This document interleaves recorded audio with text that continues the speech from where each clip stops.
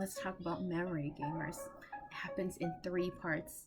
First, you got encoding, which is also in 3 parts. Each part is more selective than the very start, but they increase in their capacity and their duration. But when you don't remember them, it leads to frustration. The first step is sensory memory. Senses are stored very briefly, echoing memories in your ear for 3 seconds, but iconic memory, not even a second.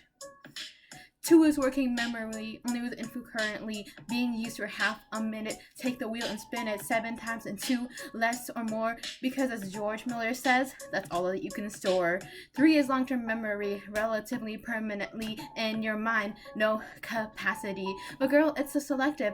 How do we encode it?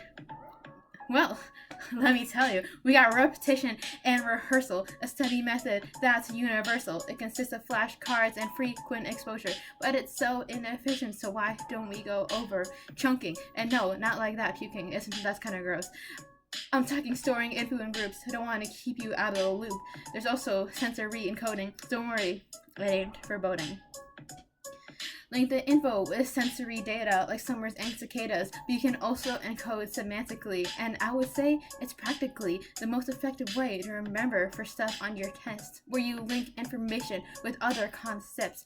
Every good boy does fine is on a line where everybody should remember encoding storage retrieval. And that's the end of the coding, so let's move on to storage. It's the second step of memory, and the step you can remember explicitly is explicit memory. For facts and events, it consists of semantic memory for facts and concepts, as well as experiences that are episodic, but unlike the ability to a frolic, that part of memory that's implicit, which is meant for your skills that you elicit by conditioning and is stored in the cerebellum. Say, isn't there something we forgot to tell them?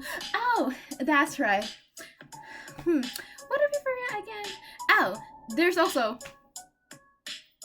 long-term potentiation, something we believe is memory's foundation. Neurons firing across the synapse, so you remember how to swim laps. Honestly, I don't know, I skipped that class that day. Well, let's move on to the next step. What is the last step? Retrieval, where you recognize and recall, and that's pretty much it. Well, who would have guessed? But it's only because I don't have a lot of notes left. Yeah, thanks for listening. That's the end of my memory rap for psychology. Have a good day.